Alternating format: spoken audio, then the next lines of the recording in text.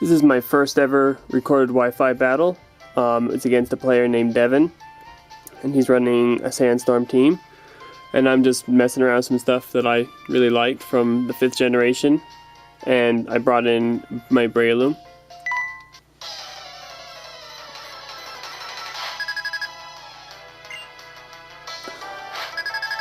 So I'm going to start off with my Scrafty, since I saw most of his team was physical, and I'm pretty sure he can handle anything that he's got. So he starts out with his Mammoth Swine. I know I can take a hit from that, so I'm going to go with my Bulk Up. He decides to switch into his Garchomp. So I go with the Bulk Up. And Scrafty gains +1 attack and defense. He goes with an Outrage. And I wasn't sure how much I was going to take from this, so I go straight for the attack. I take it pretty nicely, and I go with the Drain Punch, which does get a crit, and that does matter. It allowed Scrafty to heal back enough to take another Outrage and have enough HP to survive without having to rest and hope that I wake up. So after the leftovers, I'm back up to full. The Outrage continues, and I just go for another Drain Punch to finish him off.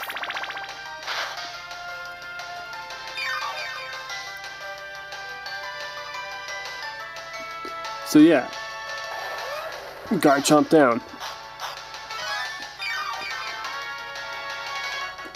So he sends in his Melodic next. And he's faster, and he goes to the Scald, hoping to get the burn. He doesn't get the burn though, and I have shed skin on this, and I wasn't really worried about the burns. I just go with the Drain Punch. That doesn't do a whole lot, so I think here I decide to switch on this next turn. I switch to using Bulk Up. He goes for another Scald, hoping for the burn, and this kind of it's pretty stallish here. It goes on forever, and not a whole lot happens. Basically, I do a bunch of bulking up, and he spams Scald to hope for a burn. But yeah, now I'm at +2 attack and defense. He goes with yet another Scald. And I really like Scrafty. I mean, he can really take some hits here. So I go for a Drain Punch just to see how I'm doing in terms of offensive power and bring it down to about half. He goes back up into the arena after leftovers. So I think during the battle I was thinking I might as well. He doesn't look like he's going to switch, and he definitely doesn't have the Dragon Tail, which is what I was afraid of. So he goes for the Recover, and I think I go for a Bulk Up here, which I think puts me at +3 attack and defense. So leftovers kicks in, and I think here he misclicks. He told me that he misclicked, and we were chatting online. So I go for a Crunch. I want to see how much damage I'm doing to him, but I don't want to keep wasting Drain Punch since I don't really need it here.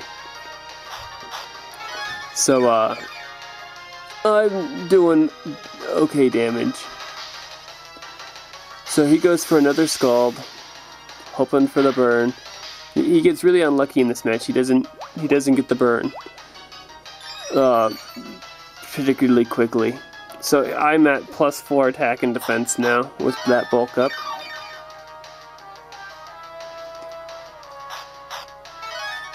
And yeah, after turn effects take forever.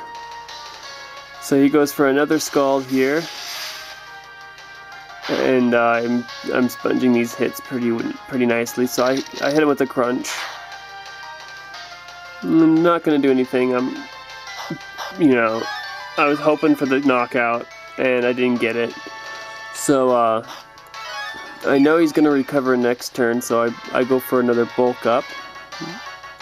And he does indeed recover here.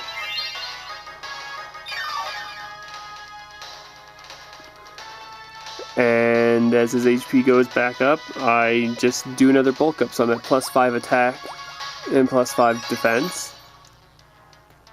And with the exception of his Magnezone, his team is physical, so I'm not worried about the Magnezone. And once Milotic and the Magnezone are out of the way, Scrafty should be able to sweep. So I'm not worried about it, even in the slightest.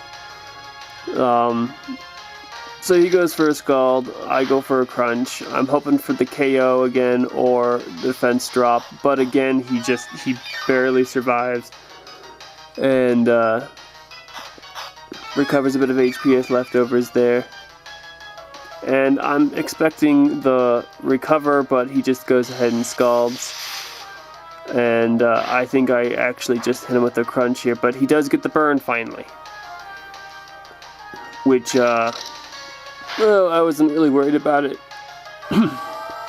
Sorry. I figured I would just rest it off next turn. So leftovers kicks in and then burn. Brings down my HP. And here he brings in his Magnezone. And here I misclick, which cost me my Scrafty. Right here I wanted to rest, but I misclicked on bulk up. And yeah, so that brings me down to only 15 HP, and even though I'm at +5 or +6 attack and defense, it's not going to matter because burn will take me out here. I was really crossing my fingers that Shed Skin would activate here, but it doesn't, so burn takes me out, and I was kind of bummed, but I guess it's for the better. It makes it so that I don't win with an entire Pokemon. So, I put this thing to sleep just so that I can set up my substitute freely. Whether he stays in or switches, I expected him to switch. And my Toxic Orb activates. I've got the Poison Heal. And this is actually a mix between sub-punching and sub-seeding. So he brings in this Mamoswine while I set up the substitute. And Poison Heal activates there. And I'm going to set up the Focus Punch while he Ice Shards. And I wasn't really worried about what was going to go on here because I figured I'd come in with the Focus Punch and knock it out. So Breloom uses Focus Punch. And I'm pretty sure that I thought I had this thing knocked out, but it does in fact have a Focus Sash. So that was a bummer, and actually that Focus Sash ends up becoming a pain in the butt. So I don't want to take an Ice Fang from this thing, so I swap out and go to Jellicent. Which he does do the Ice Shard. And I sponged that pretty well. Pretty pleased with that. Yep, leftovers. Doesn't really do anything right there. And he switches out to his Magnezone, which I forgot was asleep. And I go for the Will-O-Wisp, which was just, it was horrible. I kept forgetting about his Magnezone throughout the battle. So I'm gonna call back and send in my Breloom just to set up another sub. And he stays asleep, and then Poison Heal recovers my health, my 1 HP back. So I go for a sub here. And he wakes up. I knew that it was going to have the hidden power, but I wasn't sure what kind. I was thinking maybe ice. But he goes for it's super effective, which means it's fire. Which is good to know because I have 2 members on this team who are weak to ice, so I didn't want to have to deal with that. So he switches out and goes into Hippowdon. And I go, he sets up the Sandstream, and I decide to go for a Spore.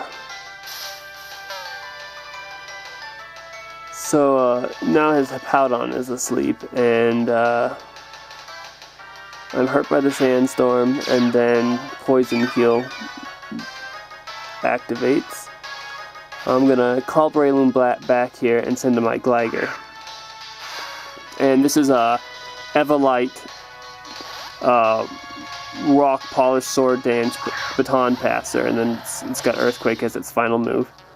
But when I know that thing's gonna try to Ice Shard, so I want to get the hell out of there. And I bring in Jellicent.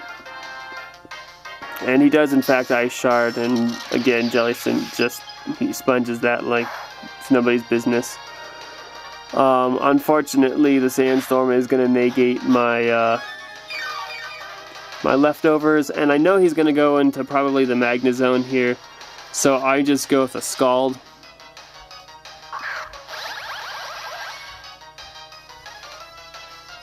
And I was also fearing that he might go into the Hippowdon, and I didn't want to do the Will-O-Wisp in case he did that again. But the Scald pops his Air Balloon, which is really nice. It makes it easier to take this thing down later. But now I know he's going to go into Thunderbolt, so I switch out and go into my Galvantula. But he predicts the switch and goes for his Hidden Power, which I don't think he predicted that I was going to go into Galvantula. But in any case, he takes out the Galvantula. I switched into Galvantula because I wanted a safe switch, so I was going to bring it in, try to do some damage, and then have it get knocked out. But in any case, he gets the crit. So I bring in Gligar here, not fearing the HP Ice, and he brings in Hippowdon to sleep, which, you know, is nice for me. I get up the Rock Polish here, so now my speed's at +2, and then I get a Sword Dance, because now I outspeed him. So that my Gligar's ready to Baton Pass. He remains asleep, and I just Baton Pass the attack and speed off to one of my favorite Pokemon in general, which is Crocodile. And he's definitely the star of this battle. He remains asleep, so I go for Earthquake. And I didn't think it would knock him out.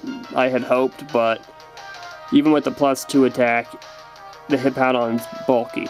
And here he goes for an Ice Fang and misses. And I would have survived the Ice Fang, but it does matter later on because of that Nanoswine running around with the Ice Shard. So I hit him with an Earthquake, and my Moxie ability activates, and I'm at a +3 attack now. So he goes into Mamoswine here, and I know an Ice Shard's coming. So he uses the Ice Shard, it gets the priority. I'm praying that he doesn't get a critical hit, which he doesn't, which is nice. I survive with a decent chunk of HP, and I go for the Crunch. Now, I should have stayed with Earthquake because I wanted him to think that I was Choice Scarfed or Banded, but I'm actually Expert Belted. And yeah, Moxie there activates, so +4 attack. And I actually outspeed his Excadrill. So that was pretty cool. +4 super effective stab Earthquake. Yeah, it's not surviving that. So down goes the Doryuzu, and or the Excadrill, I'm sorry, and I get a +5 attack. So now he brings in this thing, and this is where it's nice that he doesn't have the balloon anymore, because I can just Earthquake that for 4 times super effective, +5 stab Earthquake. Yeah, that goes down, and I get the Moxie boost, which doesn't matter because that is the game. So yeah, that's my first narration I've ever done. Let me know what you think, and there'll be more to come.